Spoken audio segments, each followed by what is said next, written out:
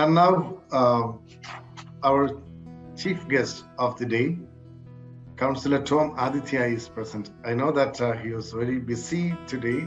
He had to attend so many programs, flag hosting Indian communities programs.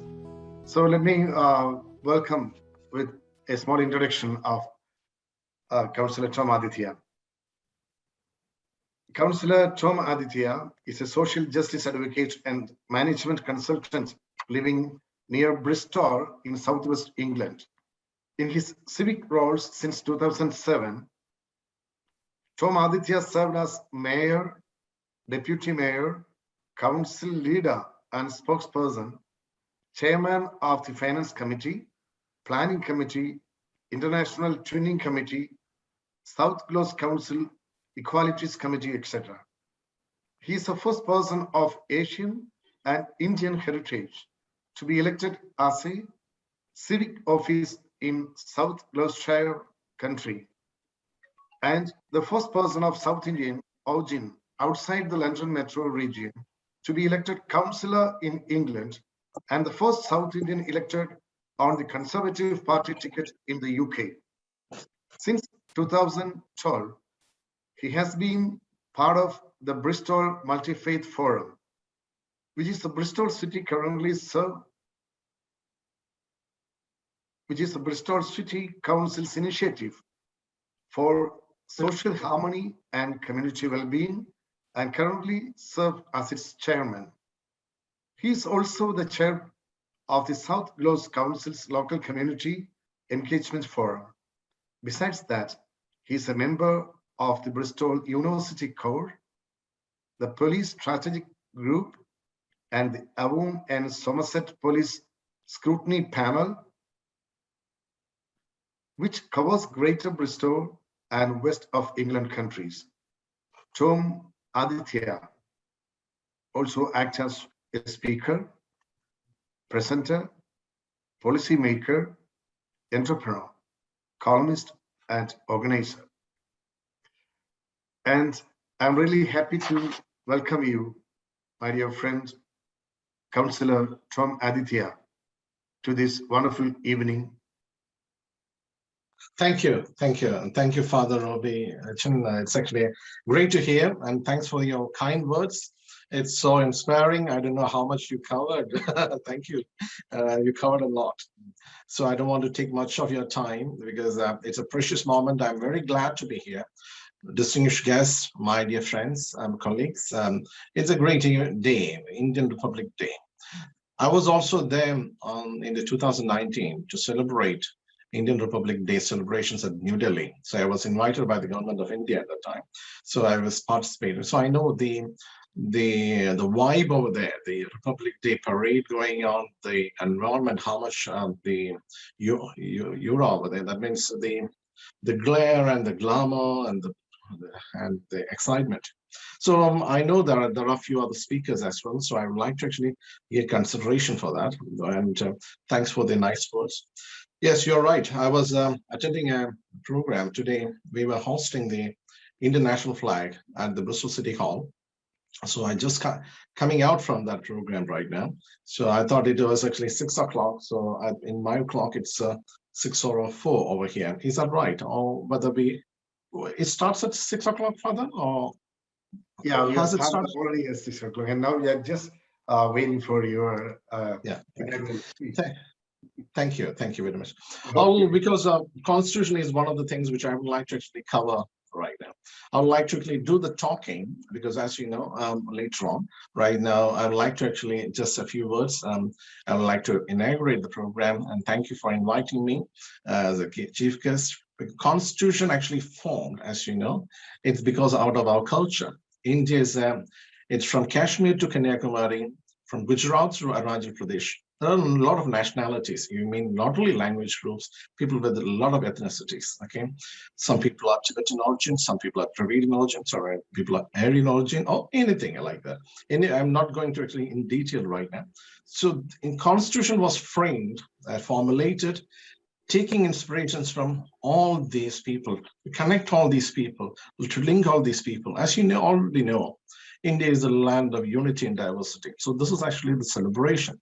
And there was always giving space for the other. That's how, when you look in the deliberations of the Constituent Assembly, you could see how they were giving space for each walks of life. So I will take that part in my question and answer session. I would like to inaugurate this program, and I would like to actually just give way right now for my guest of honor. Thank you very much, Father. I'll take the questions and answer sessions later on. Is that all right? Thank you, Tom G.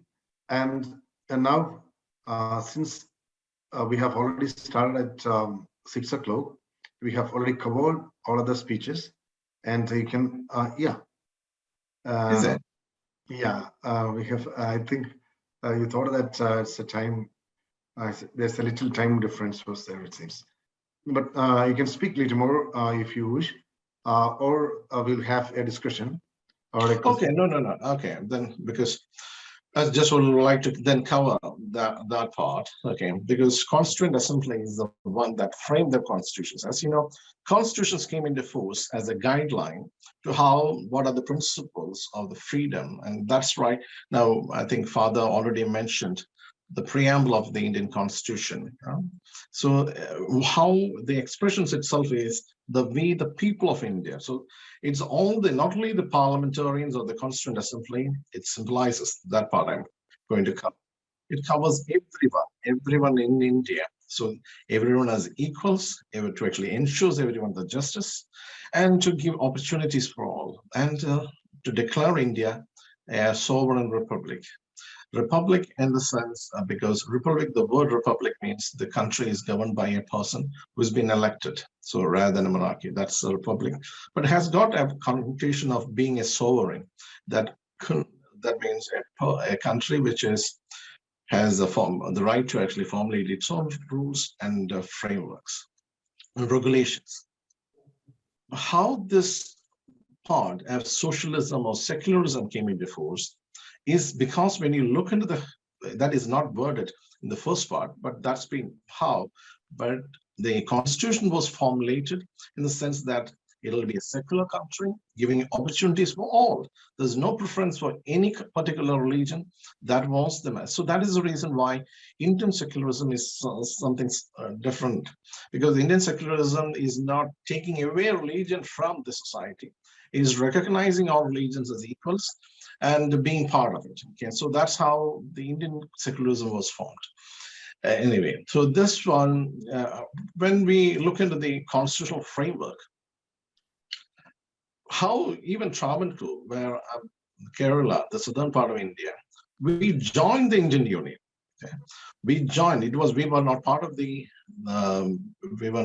any presidencies, but it was a part of showing the suzerainty of the British Crown, but were not directly ruled by the British at that time.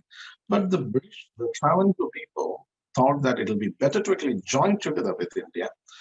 It's because of the ethos. You have to see the ethos of the national movement at that time. There was no country as such in India before, when you look into before British came. It was actually ruled by different empires like Mughal Empire or Maratha Empire, but that's all bits and pieces of India. India as a whole, what you see right now, was formulated during the British rule. But when you look into the Constitution Assembly, the first plan was to have like a confederate constituent assembly. That means it covers not only India, but all the present Pakistan and Bangladesh. There was actually a provincial election for the Constituent Assembly, and the Congress got majority of the seats, a well number, and the Muslim League got 72. I think there was something around 398, something, that was the whole number.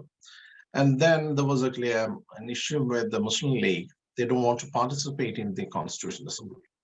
They participated in the Executive Council earlier for the Viceroy, where Nehru was the vice president, and Lingayat Ali Khan, who became prime minister later for Pakistan, he was also a member. But they actually tried not to cooperate with the administration, and there was some chaos. So that what happened afterwards is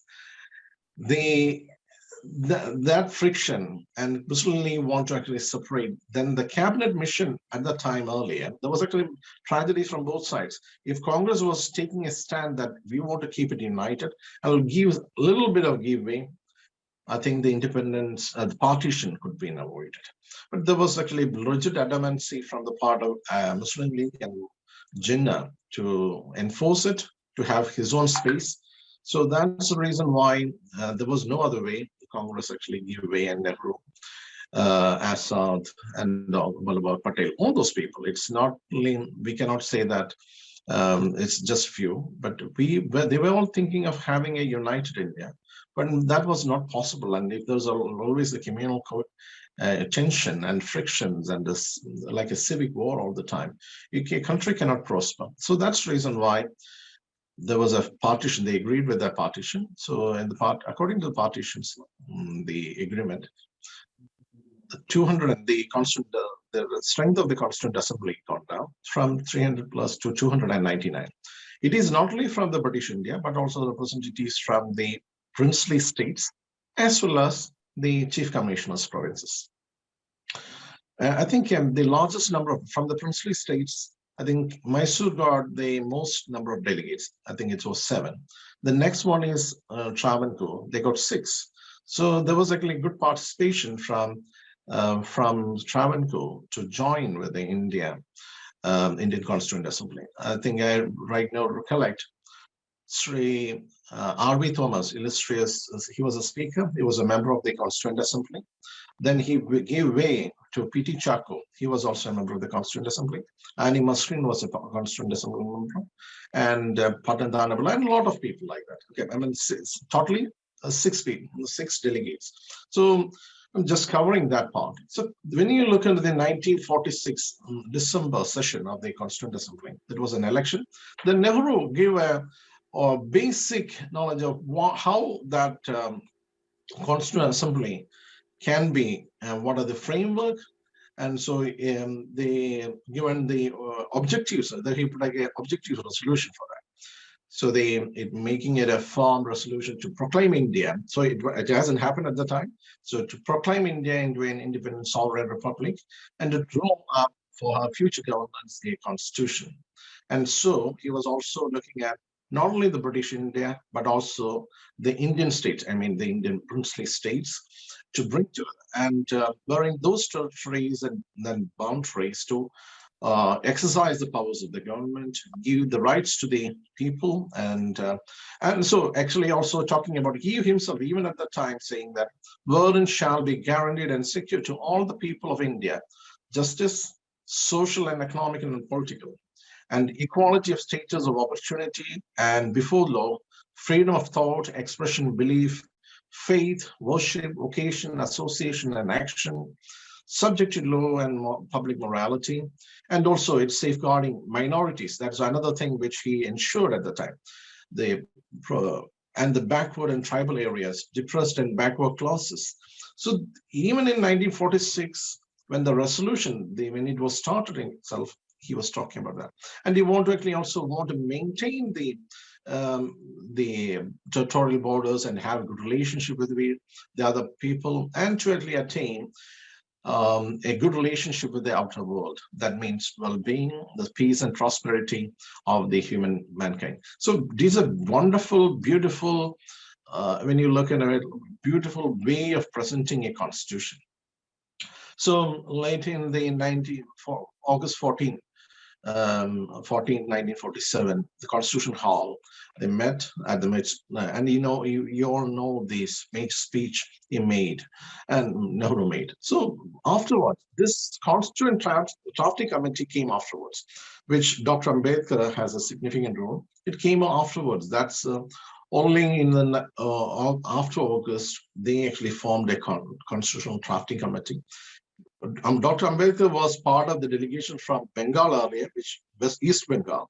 So he had to actually give up his seat, and he had to take up his seat again from Bombay. So there was actually, even the Congress party was in majority at the time. They thought it's better to give way for other nationality, other opinions, other political persuasions. So they also take it on board and try to actually bring, and which is actually good. Okay, that is how the democracy have to be placed, and how the pluralism have to be in place, giving the space for the voice for the other people. So there was about 12 sessions altogether, 11 sessions altogether. That means of the assembly. But it took almost 3 years to actually go through the deliberations, and each one piece by piece. There was always the debate. If you look at, I'm not don't want to take too much of the time, but a little bit of those. Even the Hindu nationalist was there, revivalist was there, Marxist ideology was there. So there are people from different walks of life who, but there was always a good deliberation and trying to give space for all the people. But when you look at the constitutional framework, it gone back way back into 1929 itself. Because as you know, 1929, during the Lahore session, the National Congress declared that there will be a Purna Swaraj, that means total independence, rather than dominion status, rather than the home rule. So that's the reason January 26 was selected. There was an Independence Day celebrations from 1930 to 1950. So this one is the January 26 is an important day. It's because when you're looking back into the history, we are actually carrying forward that legacy of the independence to actually being a free country. And right now, sitting here as a mayor of a British city, I feel it's much an honor to actually to invite for this program, to actually attend a program on the Indian Constitution. We have the space right now to actually accommodate other people. I used to attend the different programs, even in the Azad Kashmir or Pakistan, Bangladesh. We have a good relationship, but Britain is right now open to all. And so after Brexit, there's a lot of opportunities. Here, I just want to mention that as it's came part of it. So when you look back into the 50th anniversary of the Republic, Dr. Shankar Dayal Sharma himself said, how much the contribution of the people, the warrior, the freedom fighters, how much what they were dreaming for, that is what we need to achieve. So I feel that India is a developed country, a developing country, economically very prosperous, getting prosperous.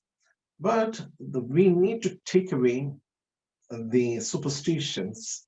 We need to take away the casteism. We need to take away many of these prejudices, or actually, I don't know why we have still that hatred, and that kind of thing have to be wiped out from the lap of India. Then only Mother India will be much more.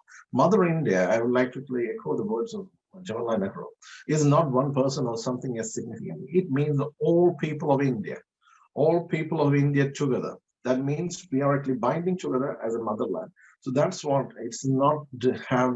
And I feel that is an important concept we need to understand. It's not for any religion. It means all the people of India together and the diaspora. Because when I was participating in the Foreign Secretary's session last year, I said, when you actually look in India, there's a lot of people who love India, being proud to be in India. Just because our passport colors changed, that doesn't mean that we actually have changed our mindset. We are actually Indians. So that's what we want. We want to actually bring up the humanity. Because Vasudeva Kudumbagam, that is actually a motto in Sanatana Dharma. That is what we were all initiating. A lot of people from religions, giving space for them, being together, creating that social harmony, then only we can actually progress. So I would like to also recall a few of the freedom fighters who actually sweat, give, and put their blood as well towards for the freedom of India. They couldn't. I hope everyone can listen my words, because I know that sometimes, as it's a Zoom platform, sorry if my voice are maybe a bit cracky, but however, I feel that it's a much honor to be part of this Zoom conference, to attend the people of all faith groups. There's a good number of Jewish population, Baha'i population, Bahamadia there, Muslims, Sikhs, and Jains, Buddhists. India is the cradle of all these faith groups. It's Christianity in India itself has got something of 20 centuries old. So there is actually one we have to cherish, understand. We have to measure. It's an obstacle. So India is a welcoming place. Then that is what the glory of India. I hope India will retain that position. India will be a world leader, and India have got a significant force, and we have a good number of young population. So definitely, India, there is a great glory, but we need to be careful and with how we can actually behave according to the spirit of the Constitution. Constitutional spirit. That's what I'm. With that words, I thank you. I will take some questions. Thank you very much, Father. I'm sorry for the time differences. I couldn't join earlier. I feel that it's a great honor, and thank you very much. I'll take some questions. Jai Hind.